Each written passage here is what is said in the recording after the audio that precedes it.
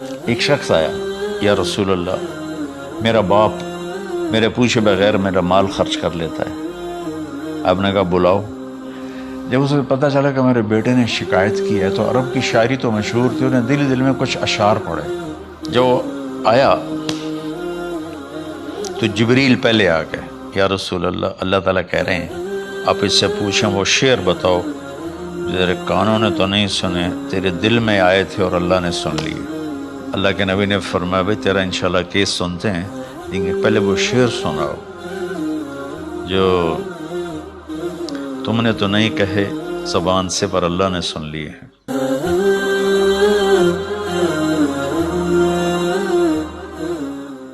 بسم اللہ الرحمن الرحیم، والصلاة والسلام علی رسولہ الکریم وعلی آلہ وصحبہ اجمعین۔ میرے محترم بھائیوں، بہنوں، دوستوں، بزرگوں، بچوں، بچیوں، جانے انجانے سب کو، اہل ایمان کو میرا السلام علیکم ورحمۃ اللہ وبرکاتہ۔ پچھلی ویڈیو اس میں نے تھوڑا سا والدین کے حقوق بتائے تھے۔ وَقَضَىٰ رَبُّكَ أَلَّا تَعْبُدُوا إِلَّا إِيَّاهُ، اس پر بات کر لی تھی مختصر۔ تو میں ایک واقعہ سنانا چاہتا تھا، تھوڑا اشارہ کیا تھا کہ ایک بدو آیا صحابی کا، یا رسول اللہ میرا باپ مجھ سے پوچھے بغیر میرے مال کو خرچ کر دیتا ہے۔ آپ نے فرمایا بلاؤ بھائی۔ جب اسے پتہ چلا کہ میرے بچے نے میری شکایت کی ہے تو اسے بڑا دکھ ہوا، تو اس نے دل ہی دل میں چند اشعار پڑھے، زبان پہ ادا نہیں دل میں آئے۔ تو جب وہ مسجد میں انٹر رہا تو جبریل پہلے آئے بیٹھے تھے کہ یا رسول اللہ اللہ فرما رہے ہیں اس سے کہو کہ پہلے وہ اشعار سنائے جس کو اس کے کانوں نے نہیں سنا، لیکن اللہ نے من فوق عرش ہی سن لیا ہے، عرش کے اوپر اللہ نے سن لیا ہے۔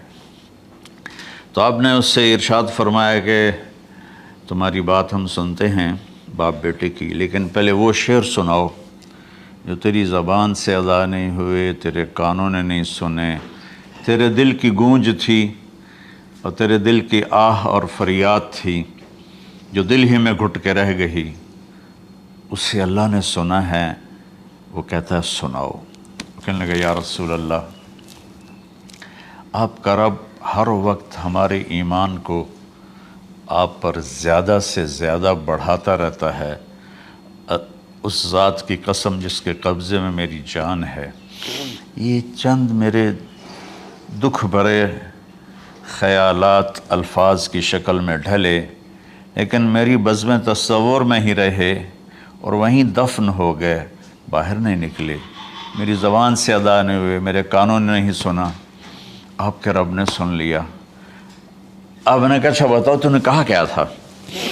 تم نے کہا جی میں نے بچے کی جب سنی شکایت میری کی ہے تو میں نے کہا تھا غضوتک مولودا وعلتک یافعا تعل بما اجنی علیک وتنہل وَإِذَا ضَاقَتْكَ بِالسُّقْمِ لَيْلَةً لَمْ أَبِتْ لِلسُّقْمِكَ إِلَّا سَاهِرًا أَتَمَلْمَلُ كَأَنِّي أَنَا الْمَتْرُوكُ دُونَكَ بِالَّذِي تُرِكْتَ بِهِ دُونِي وَعِنِي يَتَحْمَلُهُ تَخَافُ الرَّضَى نَفْسِي عَلَيْكَ وَإِنَّهَا لَتَعْلَمُ أَنَّ الْمَوْتَ وَقْتٌ مُؤَجَّلٌ فَلَمَّا بَلَغْتَ السِّنَّ وَالْغَايَةَ الَّتِي إِلَيْهَا مَدَى مَا فِيكَ كُنْتُ أُؤَمِّلُ جَعَلْتَ جَزَائِي غِلْظَةً وَفَظَاظَةً كَأَنَّكَ أَنْتَ الْمُنْعِمُ الْمُتَفَضِّلُ فَلَيْتَكَ إِن لَّمْ تَرَعْ حَقَّ أُبُوَّتِي فَعَلْتَ كَمَا الْجَارُ الْمُجَاوِرُ يَفْعَلُ فَأَوْلَيْتَنِي حَقَّ الْجِوَارِ وَلَمْ تَكُنْ عَلَيَّ بِمَالٍ دُونَ مَالِكَ تَبْخَلُ۔ میں ابھی ترجمہ کرتا ہوں۔ اس کا میرے نبی پر کیا اثر ہوا کہ آپ کے ٹپ ٹپ آنسو گر رہے تھے اور آپ کی داڑھی آپ کے آنسوں سے تر ہو رہی تھی۔ یہ اتنا فصیح کلام ہے کہ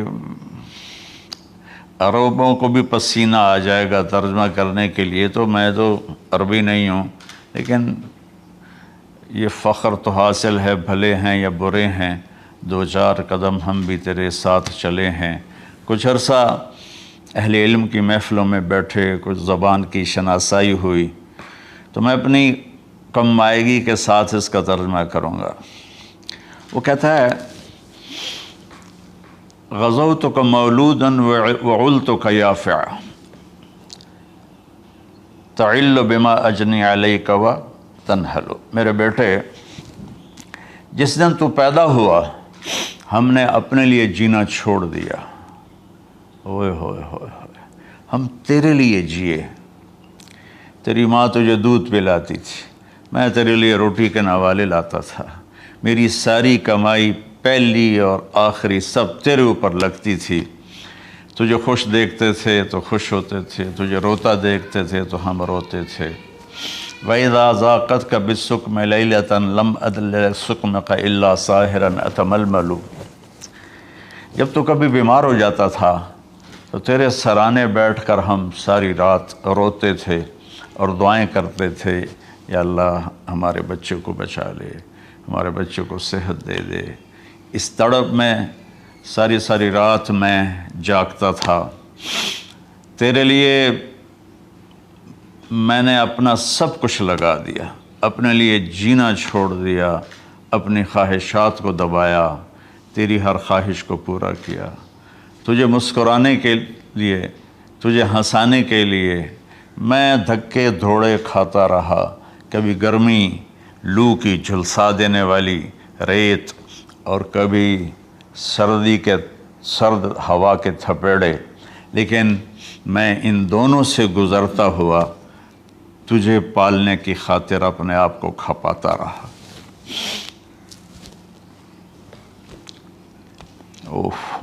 فلما بلغت السن والغایۃ التی الیہ مدی ما فیک کنت اؤمل، بیٹا میں نے اپنے ہڈیوں کا رس بھی تیرے اندر ڈال دیا، صرف کمائی نہیں، میں نے اپنے ہڈیوں کا رس تیرے اندر ڈالا، میں نے جو کچھ تھا تیرے اوپر قربان کیا۔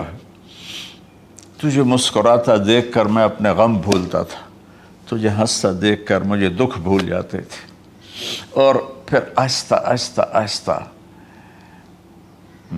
میری ہڈیوں کا گودا، میری کمائی تیرے اندر گئی، اور تو ایک خوبصورت درخت کی طرح بڑھتا چلا گیا، بڑھتا چلا گیا، بڑھتا چلا گیا، بڑھتا چلا گیا، اور میری بڑھاپے نے کمر جھکا دی اور میں جھکتا چلا گیا، جھکتا چلا گیا۔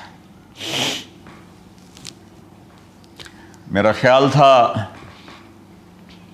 کہ جیسے میں اس کی انگلی پکڑ کے چلتا تھا، اب میری باری ہے، یہ میری انگلی پکڑ کے چلے گا، جیسے میں اسے سینے سے لگاتا تھا، پیار کرتا تھا، جھولے جھلاتا تھا، باغ میں لے جاتا تھا، یہ ساری اس کی تعبیرات کے اندر داخل ہیں، الفاظ میں نہیں ہیں۔ تو مجھے خیال آتا تھا جب میں بوڑھا ہو جاؤں گا نا تو میرا بیٹا بھی مجھے ایسے ہی لے کے پھرے گا، میرا بیٹا بھی میری سنے گا۔ یہ 100 دفعہ پوچھتا تھا یہ کیا ہے، اور میں ہر دفعہ جواب دیتا تھا یہ ہے۔ تو اب میں بوڑھاپے میں اس سے بات کروں گا، یہ میری بات سنے گا۔ میں اس کو نوالے کھلاتا تھا، یہ مجھے روٹی کھلائے گا۔ میں اس کا انگلی پکڑ کے چلتا تھا، یہ میرا ہاتھ پکڑ کے چلے گا۔ میری کمر بڑھاپے نے جھکا دی اور میں ایک خشک پیڑ کی طرح ہو گیا، اور جوانی نے تیری کمر کو سیدھا کیا اور تو ایک تر و تازہ درخت بن گیا۔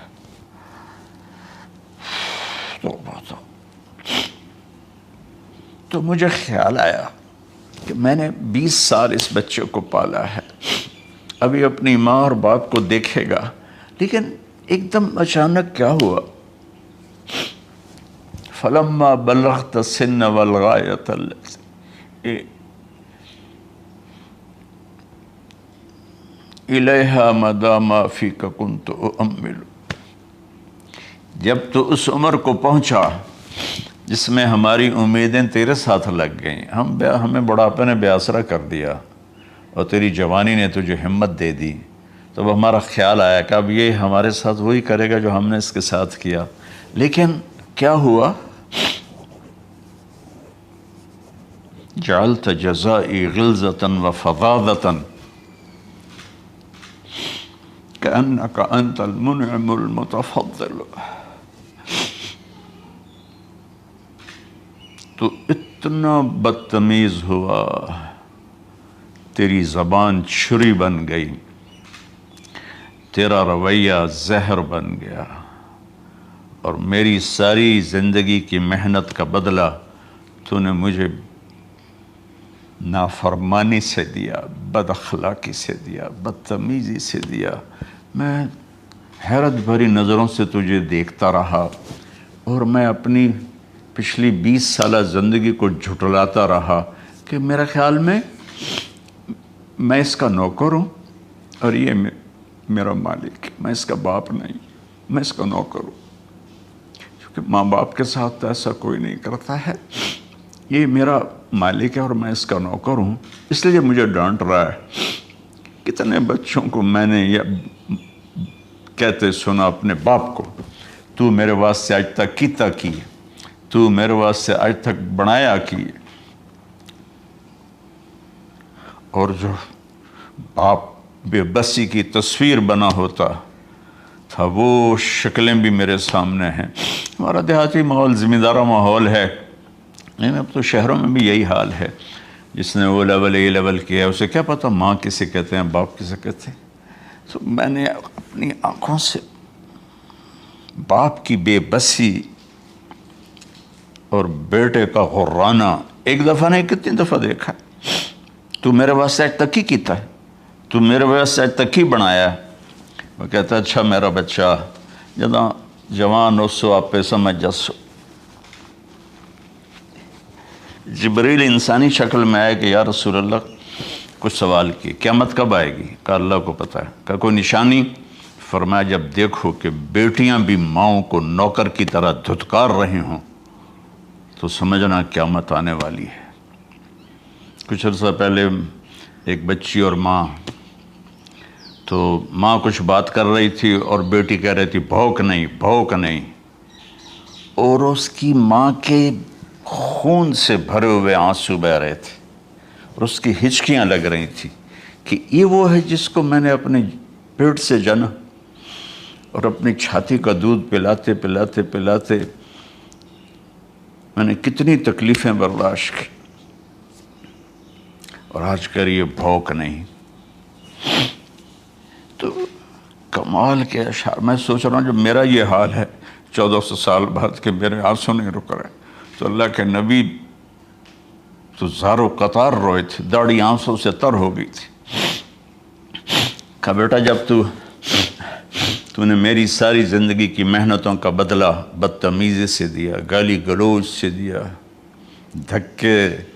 دھکے دے کر باپ کو گھر سے نکال دیتے ہیں، تو بیٹا میں یہ سمجھا کہ تو نے ایک خواب دیکھا تھا، تو نے ایک خواب دیکھا تھا کہ تو باپ ہے اور یہ بیٹا ہے۔ اصل حقیقت یہ ہے کہ یہ مالک ہے اور میں نوکر ہوں۔ پھر آگے کہتا فَلَيْتَكَ إِن لَمْ تَرَ حَقَّ أُبُوَّتِي فَعَلْتَ كَمَا الْجَارُ الْمُجَاوِرُ يَفْعَلُ۔ اچھا چلو بیٹا تو نے مجھے باپ تو نہ سمجھا، چلو ایک پڑوسی سمجھ لو۔ عرب میں پڑوسی کا بہت خیال کیا جاتا تھا، اور یہ عرب کی شان تھی کہ اپنے پڑوسی کو وہ عزت دیتے تھے جو اپنے گھر میں ایک دوسرے کو عزت دیتے تھے۔ تو اس نے پھر اس کی طرف اشارہ کیا کہ اگر میں تیرا باپ نہیں ہوں، تیرے رویوں کو دیکھ کر تو یہی لگتا ہے کہ میں تیرا نوکر ہوں، تو میرا مالک ہے، تو چلو اتنا تو کر دے جتنا ایک پڑوسی کے ساتھ کرتا ہے۔ فَأَوْلَيْتَنِي حَقَّ الْجِوَارِ وَلَمْ تَكُنْ عَلَيَّ بِمَالٍ دُونَ مَالِكَ تَبْخَلُ۔ تو پڑوسی پر تو عرب خرچ کرتے ہیں، تو بھی تھوڑا سا میرے اوپر خرچ کر دیتا اور تو بخیل نہ بنتا، اور میرے خوابوں کو چکنا چور کر دیا، میری امیدوں پر پانی پھیر دیا، میرے بڑھاپے کو ذلت اور رسوائی میں بدل دیا۔ اچھا میرا پتر جا خوش رہو۔ ماں باپ کہاں بد دعائیں کرتے ہیں؟